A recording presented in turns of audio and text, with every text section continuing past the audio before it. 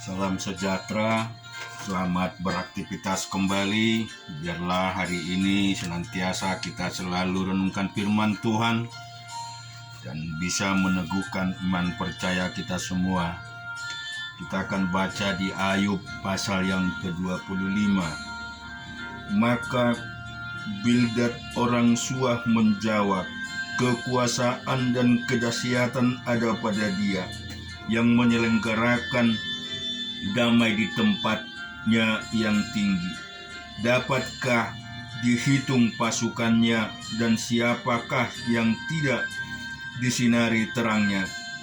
Bagaimana manusia benar di hadapan Allah, dan bagaimana orang yang dilahirkan perempuan itu bersih. Sesungguhnya bahkan bulan pun tidak terang, dan bintang-bintang pun tidak cerah dan matanya. Lebih-lebih lagi manusia yang adalah berenga, anak manusia yang adalah ulat. Hakim-Hakim 18 ayat 1-10. Pada zaman itu tidak ada raja di antara orang Israel, dan pada zaman itu suku dan sedang mencari milik pusaka untuk menetap, sebab sampai hari itu mereka belum juga mendapat bagian milik pusaka di tengah-tengah suku-suku Israel.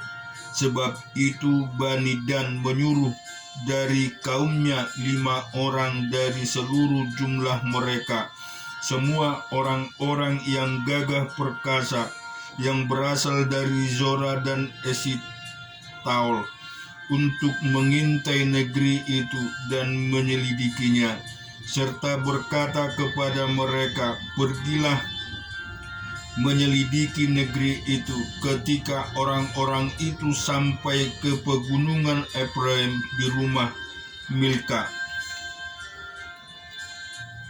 bermalamlah mereka di sana. Ketika mereka ada dekat rumah Milka itu, dikenal merekalah logat orang muda suku Lewi itu. Lalu singgahlah mereka ke sana dan berkata kepadanya, siapakah yang membawa engkau kemari?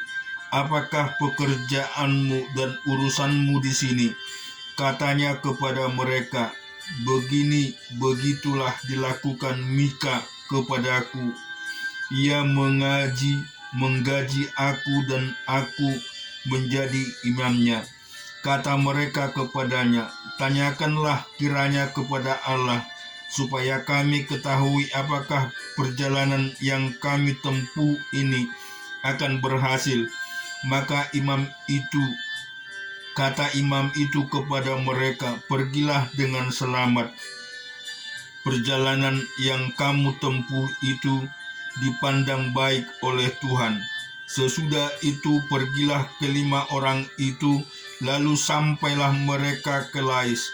Dilihat merekalah bahwa rakyat yang diam di sana hidup dengan tentram, menurut adat orang Sidon, aman dan tentram. Orang-orang itu tidak kekurangan apapun yang ada di muka bumi, malah kaya harta.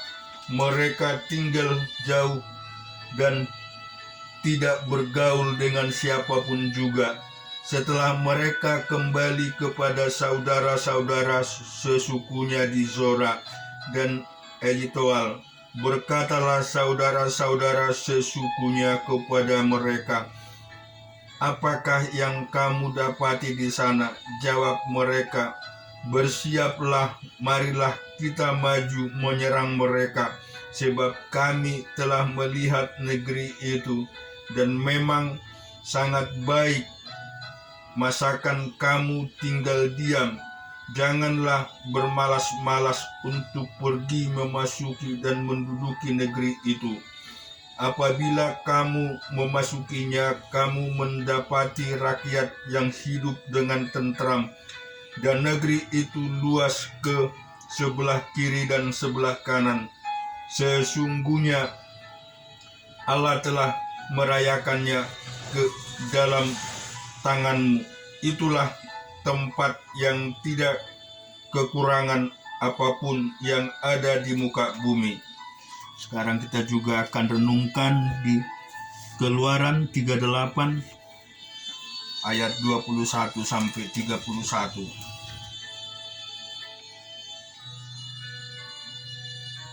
Inilah daftar biaya untuk mendirikan kemah suci, yakni kemah suci tempat hukum Allah yang disusun atas perintah Musa oleh orang Lewi di bawah pimpinan Itamar anak Imam Harun. Bezalel bin Uri bin Hur dari suku Yehuda membuat segala yang diperintahkan Tuhan kepada Musa, dan bersama-sama dengan dia turut Aholiah anak Ahisamak dari suku Dan, seorang tukang dan ahli, seorang yang membuat tenunan yang berwarna-warni dari kain ungu tua, darinya kain yang muda, dari kain kermiji, dan dari lenan halus. Segala emas yang dipakai untuk segala pekerjaan mendirikan tempat kudus itu, yakni emas dari persembahan untuk ada 29 talenta dan 730 siskal, ditimbang menurut siskal kudus. Perak persembahan mereka yang didaftarkan dan dari antara jemaah itu ada 100 talenta dan 1.775 siskal, ditimbang menurut siskal kudus. Sebekak mereka yaitu setengah siskal, ditimbang menurut siskal.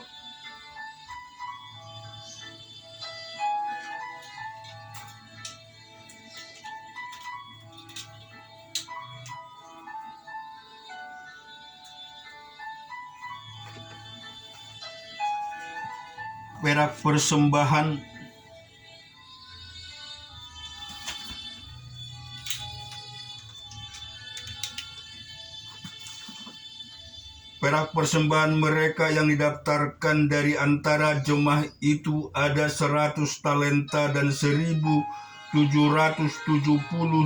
siskal, ditimbang menurut siskal kudus.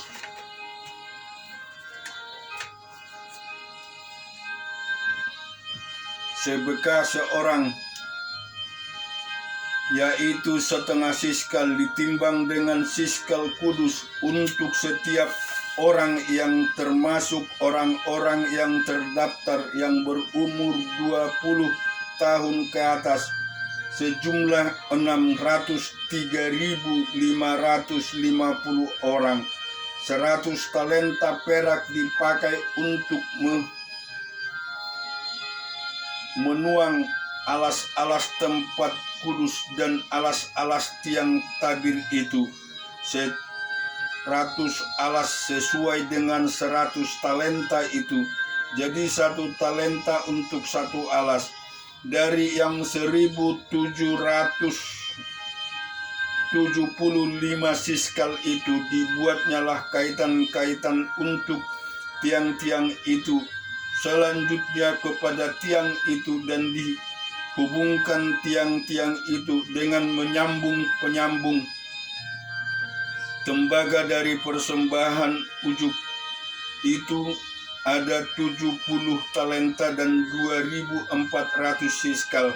Daripadanya dibuatnyalah alas-alas pintu kemah pertemuan dan mesbah tembaga dengan kisi-kisi tembaganya, segala perkakas-perkakas itu, alas-alas pelataran sekelilingnya, alas-alas pintu gerbang pelataran itu, segala patok kemah suci dan segala patok pelataran sekelilingnya. Kita baca di Perjanjian Baru Matius 16 ayat 1 sampai 20. Kemudian datanglah orang-orang Farisi dan Saduki hendak mencoba Yesus. Mereka meminta supaya ia memperlihatkan suatu tanda dari surga kepada mereka. Tetapi jawab Yesus, pada petang hari karena langit merah kamu berkata hari akan cerah, dan pada pagi hari karena langit merah dan redup kamu berkata hari buruk. Rupa langit kamu tahu membedakannya, tetapi tanda-tanda zaman tidak. Angkatan yang jahat dan tidak setia ini menuntut suatu tanda, tetapi kepada mereka tidak akan diberikan tanda selain tanda Nabi Yunus. Lalu Yesus meninggalkan mereka dan pergi. Pada waktu murid-murid Yesus menyeberang danau, mereka lupa membawa roti. Yesus berkata kepada mereka, berjaga-jaga dan waspadalah terhadap ragi orang Farisi dan orang Saduki. Maka mereka berpikir-pikir dan seorang berkata kepada yang lain, itu dikatakannya karena kita tidak membawa roti. Dan ketika Yesus mengetahui apa yang mereka perbincangkan, ia berkata, mengapa kamu memperbincangkan soal tidak ada roti, hai orang-orang yang kurang percaya? Belum juga kamu mengerti, tidak kamu ingat lagi akan 5 roti untuk 5.000 orang itu, dan berapa bakul roti kamu kumpulkan kemudian?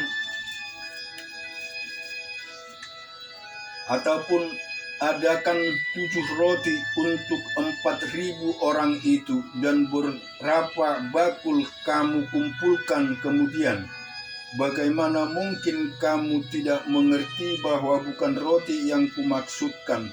Aku berkata kepadamu, waspadalah terhadap ragi orang Farisi dan Saduki.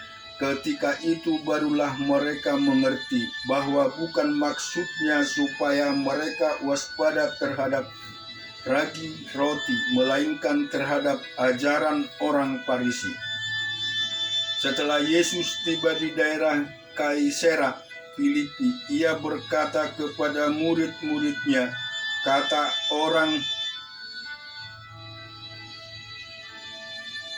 siapakah anak manusia itu? Jawab mereka, ada yang mengatakan